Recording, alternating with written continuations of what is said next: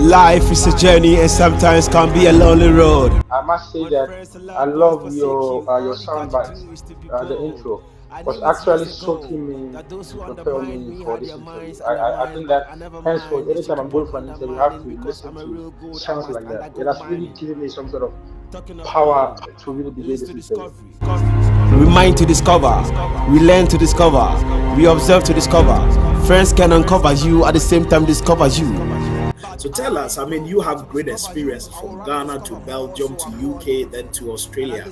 Obviously, all these are through scholarships and all that. Tell us, if there's someone watching us who needs scholarships in any of these countries, how did you make it? You know, coming from less privileged background, from a farming community, I would think that the first thing is self-motivation. And their lows. Pay attention to this show. It will make you feel at ease. The Discovery Show on YouTube got the steez. Now Perry, the presenter, please pose for the camera. I want to hear you say cheese. We are airborne like a flu. I want to hear you sneeze. True.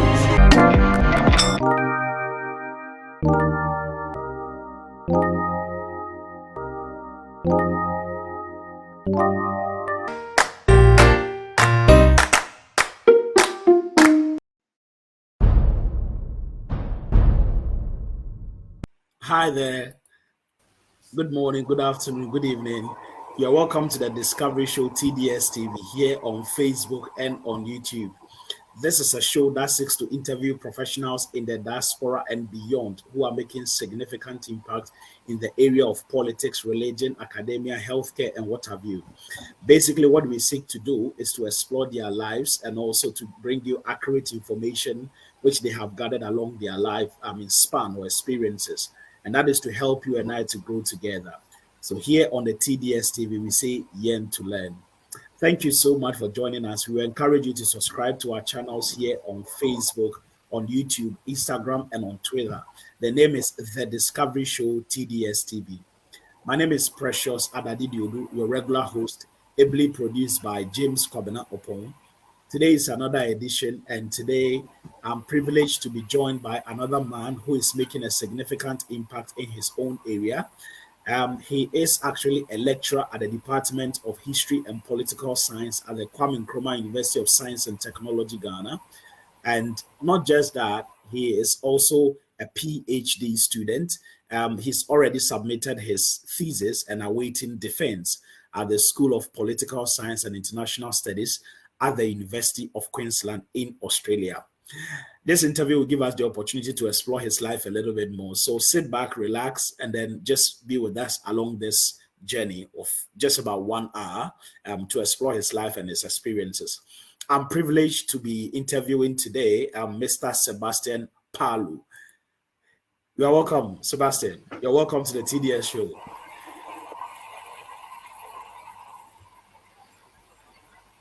Thank you very much, Precious, for having me on this great show. And I hope that I would be able to inspire a lot more young people to, dare to dream in life.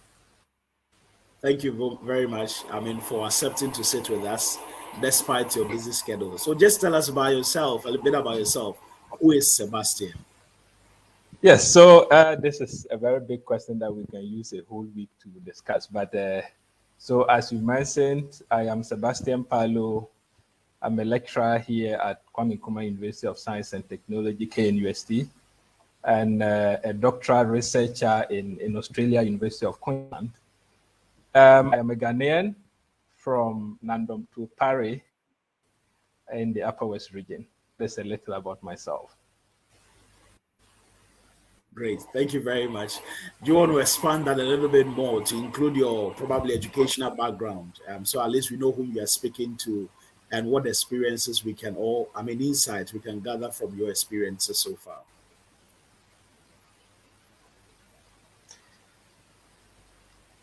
So yes, Precious, thank you for that. My life is actually not very different from the ordinary from Ghana. And in Ghana, I am from a family of 6, as I said, from Nandom, a remote community in Nandom to Paris. I started my basic school in Tupari Primary and went to JHS in the neighboring community called Guo. Then I went on to Laura Senior High. But before then, my life is animated by what most of the guys have gone through, going to school without electricity, walking so many miles to school, just going to school without knowing why you are going to school. In fact, sometimes just go to play with colleagues and maybe dodge the farm work from Monday to Friday that most of us didn't like to do. So that is a simple aspect about my life before senior high. So fast forward to Laura Senior High, I would say the turning point began in Laura Senior High when I got enrolled. And I was told that if you didn't perform, you would get sacked. And I actually saw people being sacked, others' names on probation and all of that. So I think that was where the turning point, began. So I sat up, from Laura Senior High. I mean, as a first graduate, a first generation graduate from your family, you wouldn't hear your father tell you that, oh, you have to go and do science or medicine and all those things, or go and do political science or law. I was just imitating people in my family. So my uncles would come home with their car. All I was aspiring for was to buy a car, but I didn't know how to get that. They would say, learn hard. So I started learning hard at Laura Senior High. And then I began hearing about university and then college. So someone came and mentioned a number of universities in Ghana. They mentioned Ghana, UDS, and then Kwame Nkrumah University of Science and Technology. What caught my attention was Kwame Nkrumah aspect of the university, because I, by then, was doing history, and Kwame Nkrumah was quite a popular figure in history. So I said, well, I have to go to Kwame Nkrumah University of Science and Technology, even though I didn't know what I was going to do. So after Laura Senior High, I proceeded to the Department of History and Political Science at Kwame Nkrumah University of Science and Technology here. And then I finished my first degree. Then I served as a teaching assistant in the department. So fast forward, I went to do a master's in governance and development in Belgium, University of Antwerp. And then I proceeded to do a master's in Oxford. So from Oxford, I took a year break to do some few research here and there before starting my PhD of Queensland. Yeah, so that is just a little bit of it. I may have cut some important bits, but just to let you have a bit of how I've traveled so far. That's impressive. Thank you very much, Sebastian. So obviously you did a BA in history. You went to do masters in governance and development in Belgium, and then you went to do another masters in African studies at University of Oxford, and then PhD in political science and international studies, as you just said. That is a very impressive CV. I mean, what motivated you to choose? I mean, you've already highlighted in part why you went into history, but how about political science, international studies, African studies, governance and development? What exactly about that? And if there's anyone watching us who may be wondering, I mean, what can you make out of these programs? Take the opportunity to educate people who are even yet to make a decision which programs to study in the university. Will this be relevant for them at all? Take the opportunity to tell us your motivation and why you think it will be a good area for people to venture into. Right. So the study of history offered me an understanding of the history of developmental challenges in Africa. So I realized later on that these challenges are mostly understood from governance and political issues. So that led to my master's in governance and development. So whilst on the master's in governance and development, one of my professors in Belgium got interested in my research, and he further advised that I took a course in African politics, fully funded. And that became the starting point of where for African studies, which was purely African politics. And so I got to understand how African problems are rooted in politics and problems are rooted in everyday development. So that was how come I developed interest in issues such as democratization, peace and conflict, and then African politics, participation in politics, grassroots development, and all those things. So that just informed my decision to do further research on African politics and development. Fantastic. So obviously, I mean, the world is plagued with, I mean, the current war, I mean, in Ukraine and Russia, very unfortunate one. We are all praying and trusting God that that will end very soon. I mean, with your background in international peace, nationalism, peace building, conflict resolution, and all that, if there's someone watching us for the first time who does not even understand what is going on between Russia and then Ukraine at all, are you happy to give us a snapshot of what the issue is so that we can all be abreast with the issues, I mean, going on there? Yeah.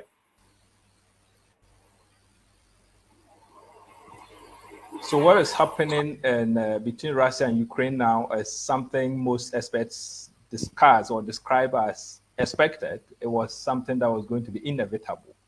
So it has a long history dating back to centuries, even before the 10th century. But then the long and short of it is that Russia is threatened, that we have a lot of Western influence in Ukraine. Now, the short history is that Ukraine used to be part of what we call the Soviet Union, which is Russia today. And then in the 90s, when the Soviet Union got disintegrated, Ukraine gained independence. And then Crimea is the territory that is bringing all this confusion. So Crimea has been sort of an autonomous region, part of Ukraine.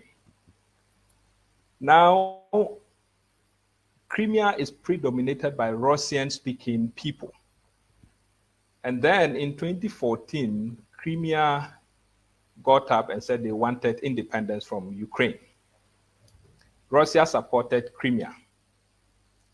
And there was a referendum, and then Crimea gained a supposed independence from Ukraine, but Ukraine would not allow.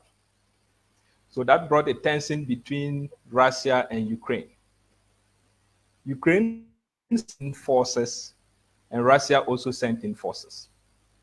Now, the Western powers, mostly led by the US, UK, and other superpowers, also offer assistance to Ukraine. And we all know the history between the US and Russia. They are political opponents in terms of political geography. So Russia feels threatened that we have a lot of Western powers led by NATO troops who are all located within other Eastern European countries, such as Lithuania, Latvia, Estonia, and then Ukraine itself, which were originally part of the USSR, which is the Soviet Union, now Russia. So Russia wants Ukraine, do not allow Western powers to come close to my borders. And Russia feels that Ukraine has not listened enough, and that is why we still have Western powers in the region of Crimea. And so gradually, with a lot of plans for almost a year now, Russia gradually invaded Ukraine. I would use simple terms for not listening to Russia, which feels like owns Ukraine in terms of history. So that is the history about it. Now, what we are seeing is a cautious support from Western powers to Ukraine to fight Russia. But unlike the First and Second World Wars, the Western powers are only providing missiles and other support without sending troops into Ukraine to fight the Russian forces. Because there's a fear, of course, that Russia will support us. China hasn't commented. And we know that history tells us that some African countries even went to the UN General Assembly and abstained from voting against Russia's invasion of Ukraine. So one cannot tell who would also come in to support against, which force. And that is where they caution us. And of course, we have all seen the effects. Sanctions have come from the US, from UK, and other allied forces to Ukraine, stopping financial transactions between Russia and other countries. Even the US has sanctioned, placed an embargo on importation of gas and oil from Russia. So all these things have economic implications. And I think the fact that the global powers do not want to interrupt supply chain is why, they are acting cautiously, apart from the fact that they want to prevent a likelihood of a third world war. Now, how can this be handled? In my view, I told you China is cautious. Let's explore the effect a little bit. Hitherto we've been hearing of the fact that we are now a global village, and sometimes it's something that does not really sink so well with us. But COVID taught us that indeed someone just sat somewhere in China and had COVID, and that spread to the whole world, and a lot of people have died.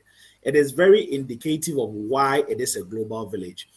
People might be wondering, why should we be bothered about Russia and Ukraine? Already for us who have been following, we can see that a tangibility of the fight, how it has affected us. But for someone who is watching us and may not know why we should be extremely concerned beyond humanity, why we should also be concerned about the war, what will you say, in summary, are the effects of this war, across the globe, on everyone, in this world? So, purely economic and political effects. We have already started feeling the economic effect. We have seen increases in fuel prices, and not only in Ghana and in the UAE, I understand people are going through a lot. What this means is that Russia is a major supplier of oil and gas across the globe, not only to Africa. Now, Russia has been banned from exporting oil and gas to some major economies. And this certainly has led to an artificial shortage of the supply of oil and gas. I don't want to go too deep into politics, but the Middle East and other Asian countries that may be supporting Russia but don't want to come out, they also produce these commodities. And there are political implications of how they are going to navigate the market as an also hoarding or producing less. And that is going to even increase our fuel prices the more. Now, in terms of politics, we are most likely going to see a reverse of what we call the Cold War, which is the fight between Russia and the US. It actually hasn't ended, but we say effectively it ended by the 1990s. But what we are going to see now is the US is going to intensify its canvas for allies. Russia is going to do the same canvassing for allies. We have already seen Germany allocating about 2% of its GDP to nuclear-related activities. Now, what this means is that we are going to see a change in the approaches to global peace. And this must be worrying for us, because we're going to reverse to the ages before the 1990s, when we started seeing diplomatic attempts to peace building in the international arena. So basically, political and economic effects. This is really serious, and we really pray and hope that this will end very soon. Viewers, thanks for being here. We are speaking to Mr. Sebastian Paalo, who is a lecturer at the Department of Political Science at the Kwame Nkrumah University of Science and Technology, Ghana. He is also a PhD student. He submitted his thesis and awaiting defense at the University of Queensland in Australia. So he's a big man. As you've heard from his profile and all that. So tell us, give us a bit of some, tips for us. As humans, once we stay with people, conflicts do come up and all that. With your background also in peacekeeping, peace building, conflict resolution and all that, how do we resolve conflict amongst people? And you can tie that with what you think should be the approach between Australia between Ukraine and then Russia and even the international community? How should they approach this situation? What do you think would be the best way to resolve this conflict? How should they approach it? And then, like I said, as individuals, what are some of the tips we should employ to resolve conflict between us and our friends, our families, and all that?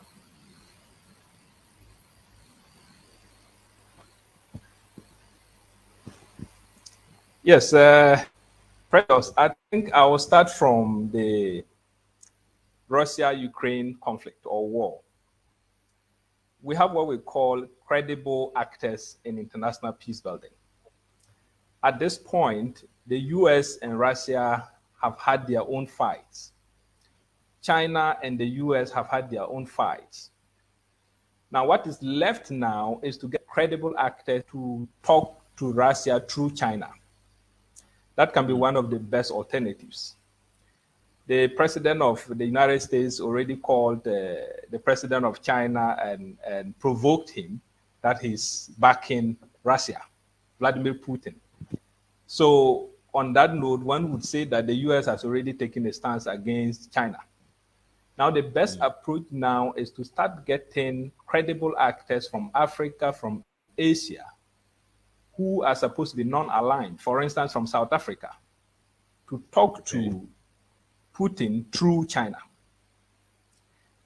I think this is most likely going to bring a cessation of the hostilities so that negotiations would now, continue afterwards. Otherwise, I don't see any direct, approach to resolving this conflict. Back to the idea of international peace and conflict and then, individual level. The understanding of international peace and conflict cannot be disaggregated from politics, our understanding of international politics. So international peace and conflict would usually look at our understanding of how, for instance, Ghana and Nigeria interact, how Africa and the Union and the US interact, and how does that generate conflicts? What are the sources of, conflicts in the international arena? Now, some of the things, the causes of conflict, we can always trace to colonialism. For instance, what happened between Ukraine and Russia as a legacy of colonialism, which began long ago. The region that they are fighting over has transitioned, has passed through a lot of hands from Ottoman Empire to Greece to Russia itself. So colonialism plays a huge role. And now international political economy, which deals with, the economics in the international market. We have to be transparent in our dealings. We have to implore countries to be very transparent with their political processes. For instance, how do they select leaders? How do we appoint people in positions? Are we transparent with our selection of leaderships? Now, one thing that is making international conflict very difficult is that, for instance, Putin is going to go scot-free and is the most likely event. Is going to go scot-free.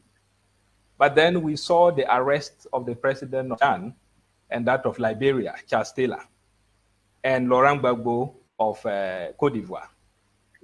Yeah. Now, this tells you that the international system is fair and that people feel like they can always do certain things and go scot-free because they have a certain level of influence in the international system. And that is why Africans would always say that the International Criminal Court is always targeting Africans because we are poor. Back home in Africa, our power systems, as I said, the way we select leaders is the main cause of our conflicts. And so people always talk about transparency. I think we'll get time to talk about these things. But at the individual level, how do we manage conflicts? The question will start with, where do conflicts generate from at individual levels? We have different goals. We have different interests. We have different aims. And so naturally, people interacting would always lead to conflicts. And so because of these differences, we need to put in measures. For instance, you engage people openly. Let them know the terms of engagements. And another step would be engage people with respect. So we have issues of racism, how do we call it? Ethnic conflicts and those things. Those are emanating from issues of disrespect against the other and issues of non-transparency and issues of non-patience. So how do we resolve these conflicts at state level and individual level? By turning these things into positives. We have to acknowledge the differences that each of us go with and be open with how we engage people. We have to equally, treat people with respect. And so, I mean, these are some of the two key aspects of, principles of engagement that will mitigate the possibility of conflicts erupting, either at individual level or at community or even at the national or international level. Wow. I hope I'm not too far. That's beautiful. Thank you very much, Sebastian. Of course, we are speaking to a lecturer, in the Department of History and Political Science. So it's great that we get to understand some of these, concerns or issues that are sweeping across the globe so that we all have some level, headed understanding of what's going on. Lastly, on issues of politics and all that, for some time now, the past 2 years, we can glean that there are a lot of coup d'etats that have occurred across the African sub-region. What's happening and what's the way forward?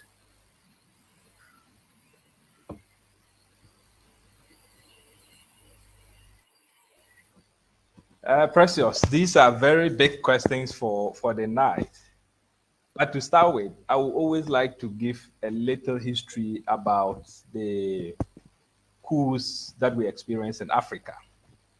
We all do know that most African countries emerged from colonialism from the 1950s, 60s.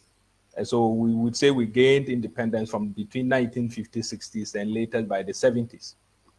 Now, research shows that after Africa gained independence, 90% of the continent experienced coup d'etats between 1960 and 70.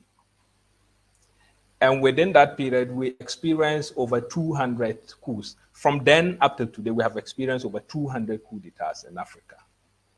Wow. Now, it was so bad that between 1960 and 70, Africa was experiencing at least a coup attempt or a successful coup every 55 days. Now, up till 1980, that is when we would say the Cold War ended. Why did we have these frequent coups as of then? Because the US and Russia, plus their allies, were mostly interested in Africa, and they were looking for allies. So the least frustration or the least domestic conflict between political actors and these external, players would always come in trying to depose a leader who did not belong their ideology. And so there was Russian complicity, there was US complicity. For instance, in Nkrumah, there are a lot of, research shows, even others are saying it's an allegation that the US or CIA was complicit in the overthrow of Nkrumah. And that also happened in Congo and other African countries. But then after the Cold War between the US and Russia ended by 1990, we had the age of democratization. With democracy, what it meant, Russia had backed off and the US had backed off. Now we were supposed to have state political systems, so no coups. Now, from 90s coming, we have seen a lot of elections in countries. We have seen even changes in powers. Here in Ghana, we have seen twice 3 times. Now, people are thinking that democracy is getting consolidated in Africa. But then, as you said, between 2019 and today, we have witnessed about 7 coups in West Africa alone. Wow. Well, Burundi can always be counted, but in West Africa, which is accounting for about 44% of all coups in Africa. Why? That is the question. We started the democratization period. 2 main factors here again. The external players are always there, and the internal factors. But the most important point here is the internal factors.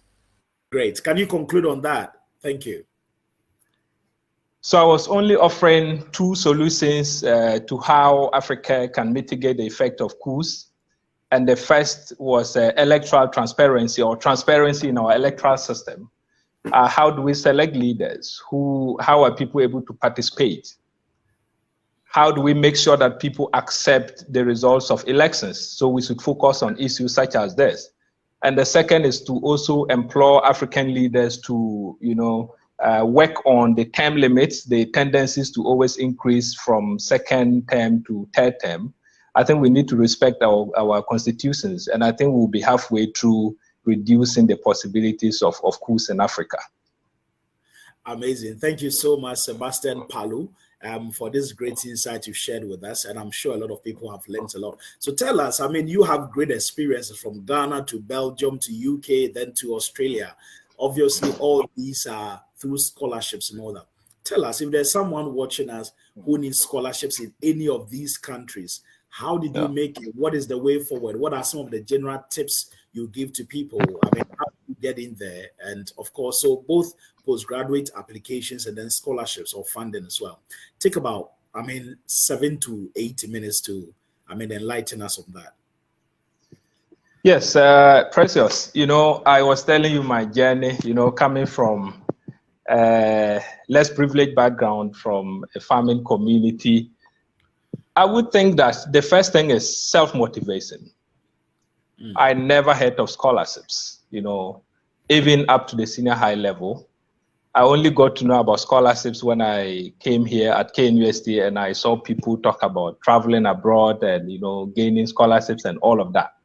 So I was wondering how I could also, get one of the scholarships to travel up. I never imagined that I could, even enter a flight. So the first thing is self-motivation and asking questions, Ask people who have been there, ask your professors or your lecturers or your teachers who know about scholarships. That is the first thing to do. And the second is to search. In fact, there are a lot of scholarship opportunities out there. Some of us feel like, I am only here in Ghana. If I don't get this class, I won't get a scholarship. There are a lot of scholarships cutting across all classes. But what I would say is that try and get the grades because it's highly competitive out there. Now, having spoken to people and gotten self-motivated, the next thing is just to cut you. If you can emphasize this for us, when we were in school, a lot of people said first class, it's not really important and all that. What will you say to people who have that mentality? In fact, first class is definitely important. I can assure you, if you want to increase your chances of getting a scholarship, first class is definitely important. I was telling my students the other day, people feel like, I have a connection. I have an uncle somewhere. I have somebody in politics who can connect me abroad. So I don't really need to score. But I can assure you, by scoring, you increase your chances. What if this person doesn't exist after you finish school? If the person doesn't really get the opportunity after you finish school. So first class is really important. Let me take this opportunity to say 1 or 2 things. So I interacted with people who do the selection of some of the most competitive scholarships I've come across. They would say that the first thing to look at is first class, second class, upper. So if they see people within this range, and of course, if you apply for the relevant program, then that is where the interest is. Great. Then they look at other components that we'll talk about later. But just to add to what you are saying, first class is certainly important for so many reasons. Yeah. So after your self-motivation, speaking to people about your chances, where can I, get a scholarship from? You need to search. First, list down the possible programs that you would like to pursue. So, for instance, in my case, is it a master's in politics? Is it a master's in international relations, development studies, and all those things? But that also applies to different other fields. First, search, note down about 3 possible courses that you would like to do for under scholarship. And then what you do is to look for the schools that offer these programs.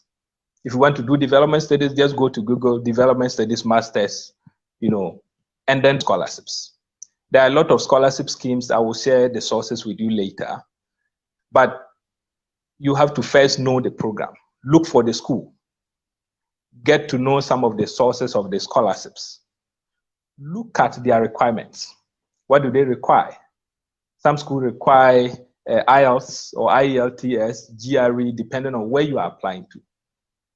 And there's one other very important point that I would like to note, which we call the statement of purpose, which is your motivation to study. Why are you motivated for this program? Why do you think you are the best fit? So, and I would also say when you apply, send your scholarship application to somebody who has been there before to help you fine-tune certain things in your application. I worked with one of... Are you available for such support? Certainly, I'm available, Precious. Let me add that some people, they would say, help me to apply for a scholarship. And then they end up saying, write my statement of purpose for me. Certainly, I may not be able to get the time. But if you write and send to me, I've worked with a number of graduate students here. One just got a scholarship to Cambridge to study an MPhil on scholarship. And we work through his proposal, we work through his statement of purpose, depending on where you are applying to. So make sure you share your application with people who can, assist you to shape certain things before you send your application out there. Can I just say, Sebastian, that I really agree, and this has been mentioned on this platform before. It is called a personal statement, not a corporate or family statement. It is a personal statement. So you have to detail what your experiences are. And link that with what is required of you. Of course, like Israeli said, the help is always available. Don't contact anyone like Sebastian and say that, can you write for me? Please do your best. Position yourself in a place that you can be supported. So please, it is a personal statement. And do your best to write what you can. And of course, people can always guide you. Sebastian, can you also touch on this? I have helped people. I have also had opportunity of reviewing for quite a number of people, and sometimes, for those of us coming from an area of the world, sometimes our focus is all about. I come from a family. We are 10. There's nobody taking care of us, so it's all about talking about. I'm the breadwinner. I'm that. Without highlighting what really put you ahead of the others. Can you just say a little bit about that? Because sometimes it looks a bit disheartening when we only have to highlight that I'm the breadwinner of the house, we are 10, we are 15, I'm working to do. It's good. That's the reason why you are applying for the scholarship, because they think you cannot fund yourself. But it's important we highlight that people, highlight less of that and also magnify more of what they are able to offer and what set them apart from the others. So if you can have some time to highlight that, I will really be appreciative of that. Yes, Precious. In fact, that is something I was going to skip by mistake. But I can assure you that is an excuse I've heard from a lot of people who have the potential to get scholarships. Somebody who was my junior here or somewhere had a fatter average. But he has a similar excuse as you have just talked about. People will say, I'm the breadwinner, so if I go out there, maybe I will apply and I'll not get a scholarship. I will spend the little that I have and I won't get a scholarship and all of that. But I can assure you people are, if you want to use this symbolism, the Father, the Son, and the Holy Spirit of their families. But they put in, and then they get a scholarship. Now, I can assure you, when you get this scholarship, you would be able to even do more for your family than if you were to stay somewhere and say that you are the breadwinner of the family. Now, getting this scholarship actually puts you ahead of so many of the challenges that you face, even as a worker here in Ghana. You are able to get a lot of funding that you can use to pay your siblings' school fees. I'm speaking from experience. You pay other people's school fees. You take care of other issues that you would ordinarily not be able to, take care of as an average worker somewhere here in Ghana. So I encourage people to always try, and that feeds into my last point, always apply, and apply. Why am I saying so? I know of people who have tried once, they applied once and didn't get, so they gave up. My experience suggests otherwise. I have received more rejections than, the nominations. You would apply to about 3 schools, and then about 2 of them will send an email saying that the process was very competitive, so you couldn't get in this time. But that never stopped me, because I knew that by, continuous application, I would be able to get a scholarship.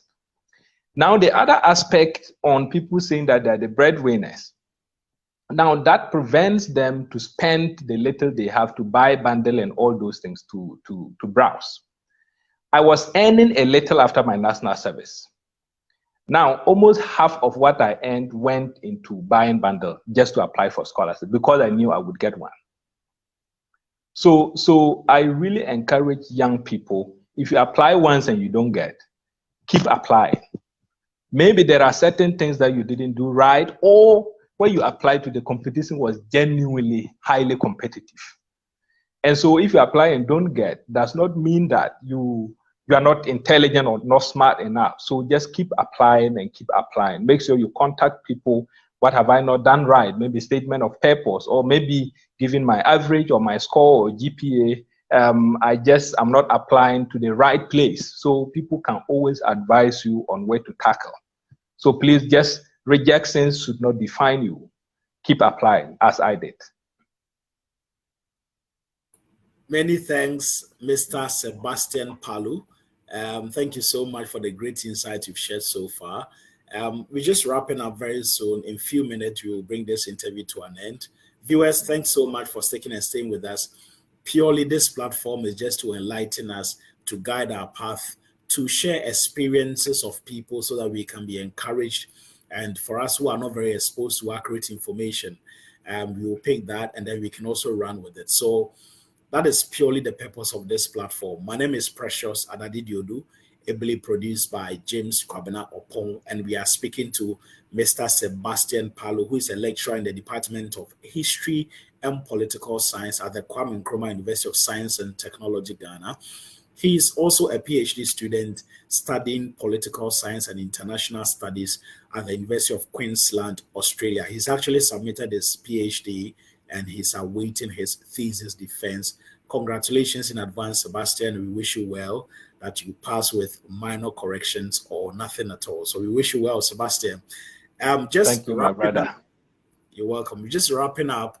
So tell us, so you were a PhD student, almost finishing. You were a lecturer, you were a researcher, and of course, other things that we might not know. Talk to us about multitasking as a youth, as a people who really want to achieve greater height. What do you do to be able to multitask, combine a lot of things, and still be successful at all these things? Tell us. So, Precious, yes. In fact, it is a huge task. Teaching, researching in different areas, as well as researching for your PhD. I've seen that with a lot of people.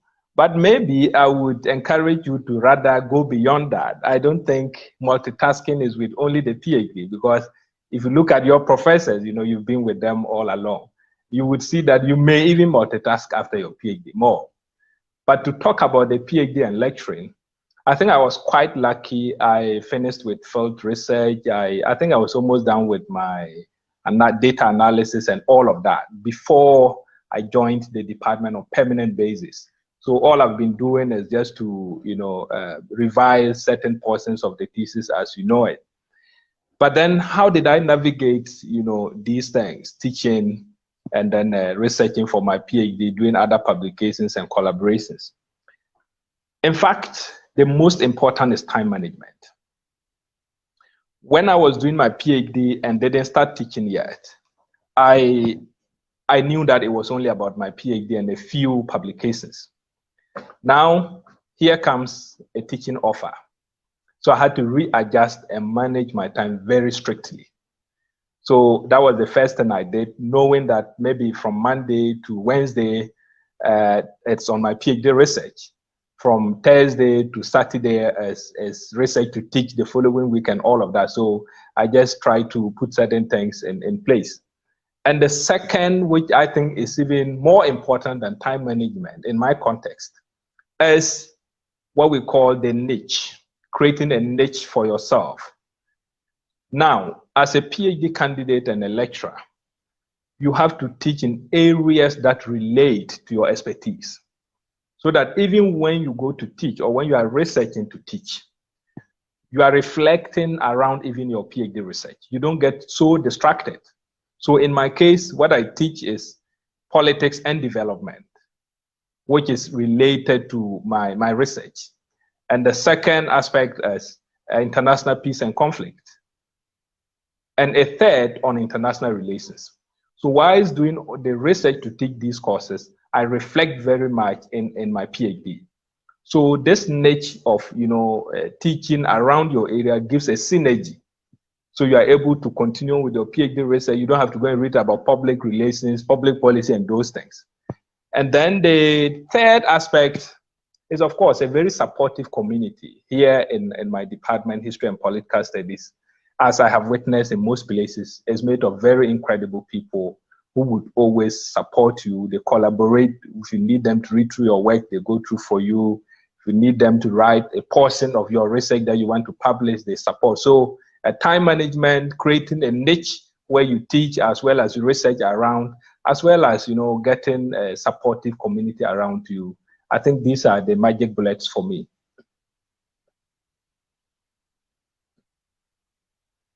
Thank you very much, Sebastian, for sharing these great insights with us. Of course, I'm sure, the comments coming in are very indicative that we are doing very well. Lastly, before, there's anything that I may ask to round up. So having experienced education in terms of teaching and learning across Ghana, Belgium, Australia, and then also in the UK, what are your takeaways? And especially now in your role as a lecturer, what did you pick from these universities or these countries that can help you improve the delivery of your role as a lecturer and also for the development of educational system in Africa as a whole? Yes, so Precious, a lot of other people have traveled somewhere, experienced different systems and come back. And the difference is always there. I will touch on one, but I'll mention three issues that are most important for our educational system, particularly higher education and the university. We have all known about the infrastructural differences between, for instance, KNUST and Oxford. It's very clear, and you can't debate that. Now, the second issue is funding. We lack the infrastructure. I think it's even better here than before we were here. Infrastructure, we lack it. And then the second is funding. It is so disheartening to see postgraduate students doing masters, MPhil, PhD, and they are moving up and down doing what we call papa just to support their studies in Ghana. You know the effect of that. That will certainly reduce your intellectual, output and within the space. So funding, infrastructure aside. But the most challenging for me is what I will call knowledge production. Our system, there are a lot of people who are trained somewhere and they come back to our system.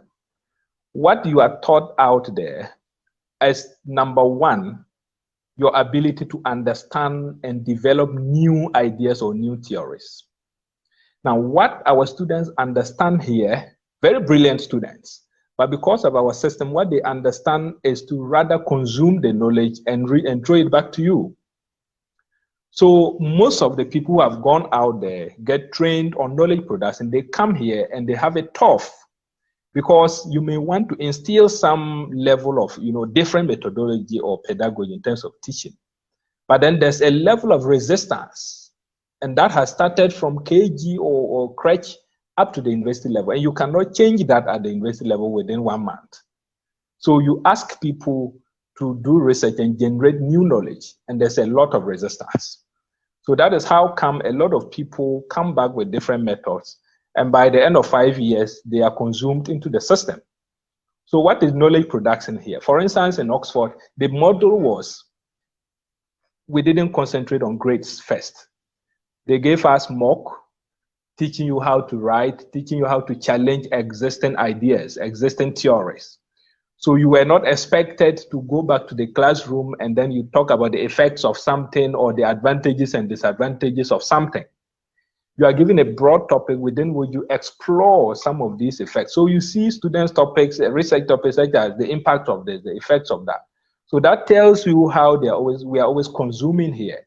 But I think gradually we are getting there. We are trying to train our students on how, in fact, if a student challenges me in a lecture hall, I feel that I'm doing the work. That's one thing.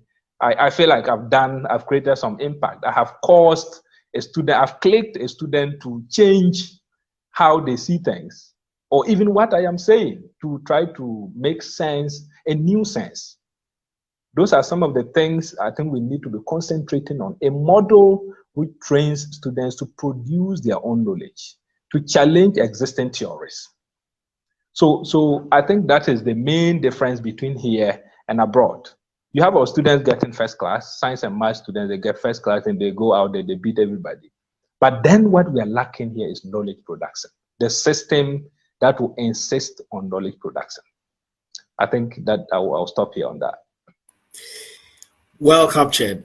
Sebastian, thank you very much. Just to add to that, we've addressed this in part here on this platform. There's something we call, when you do when you do pedagogy or teaching in general, we have what we call Benjamin Bloom's Taxonomy of Learning. It talks about higher order thinking and lower order thinking. And we talk about knowledge, understanding, application, analysis, synthesis, and evaluation.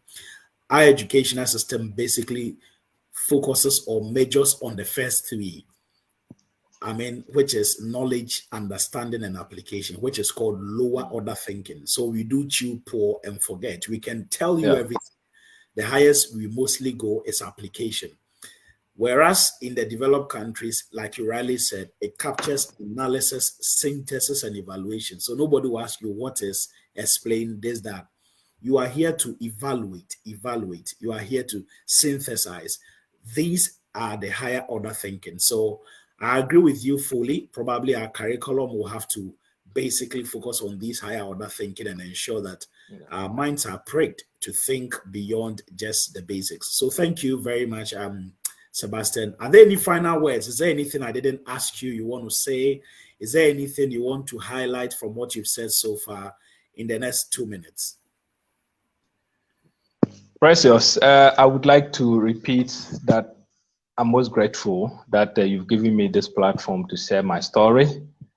And I would like to add that I'm humbled that people have participated in listening and asking questions and all of that. But then the fulfillment that will come would be if some people are inspired by my story. I am a first generation graduate from my family, but because of self-belief, I have looked at people. In fact, I came to tech and I saw people saying, oh, you can't get a first class and this, you can't do this and all of that. I said, you lie back. It is about self-belief.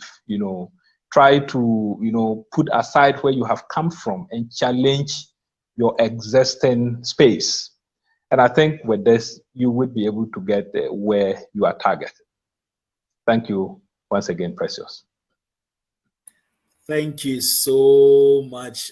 Sebastian, as he rightly said, you need to challenge your existing space. And as it is said, persistence breaks resistance. So don't limit yourself. And I always have my own personal cliche. I said, proper prior preparation prevents poor performance. Whatever you are doing, you need to ensure that you prepare ahead of time. Put in your applications, don't relent, seek for support, as he has rightly said, challenge your space, and don't think that because other people could not do it, you cannot do it.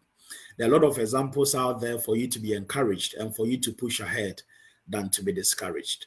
On this note, we want to thank you so much for being here on the Discovery Show TDS TV. Here on the TDS TV, we seek to explore the lives of people who have made it or who are doing well in their own fields, just so that we can learn from them and be encouraged, and also to be exposed to accurate information that can guide us to rise together. So on the Discovery Show, we say yearn to learn. We encourage you to subscribe to our channels here on Facebook and on YouTube, Instagram, and on Twitter. Just search the Discovery Show TDS TV on all those platforms, and you'll be able to find us. I mean, mostly we come your way every 2 weeks. So we look forward to coming your way with another great interview sometime next 2 weeks. But until then, keep watching our space and also keep following us as much as possible. My name is Precious Adadi Diodu, ably produced by Mr. James Kwabena Opong. I have been speaking to Mr. Sebastian Paalo, who is actually a lecturer in the Department of Political Science or Department of History and Political Science, Kwame Nkrumah University of Science and Technology, Ghana. And he's also a doctoral researcher. He's actually submitted his thesis and awaiting defense. He studied PhD Political Science and International Studies at the University of Queensland, Australia. He's a big man with 2 masters, PhD, in the offing, and with a BA, in history as well. So thanks very much for accepting to speak to us, Sebastian. And any shout out, any final words before we log out? Finally, I would, continue to inspire my young people. I've seen a lot of them join. Lucky from here in the department, Evans. I've seen a lot of them. I would say they should keep encouraging the young ones because there are a lot of talents out there that can go places. So please keep inspiring yourselves. Don't ever get discouraged. And have a good night. Many thanks, Sebastian. And viewers, we can't thank you enough. Thanks so much for spending your time, your data, and everything just to watch us. Keep following, and we are grateful. On this note, we are out, and we say, keep pushing. Thank you.